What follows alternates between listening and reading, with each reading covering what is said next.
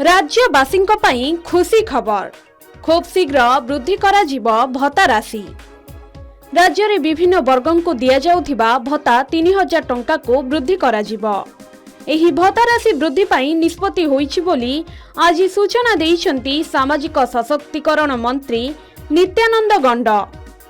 वृद्ध वृद्धा विधवा दिव्यांग भत्ता वृद्धि प्रस्तुति चलीछि बोली मंत्री कहिसंती। बजेट केते आसुछि देखिबो।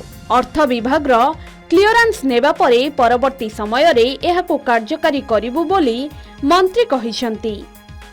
अर्थ विभाग सह विस्तृत आलोचना परे एहाको कार्यकारी कराजिबो। राज्य रे पूर्वतन बीजेडी सरकार जातीय सामाजिक सुरक्षा वंचित हिताधिकारी को मधुबाबू पेंशन योजना अधीन रे भत्ता प्रदान करुथिले। एही योजना रे राज्यर विभिन्न वर्गर 56,76,916 जन को भत्ता दिया जाउछि। गत फेब्रुआरी रे पूर्वतन मुख्यमंत्री नवीन पटनायक 500 टंका भत्ता वृद्धि करिथिले। एहा परे हिताधिकारी माने सर्वनिम्न भत्ता राशि 1000 टंका पाउथिले। ब्यूरो रिपोर्ट के न्यूज ओडिशा।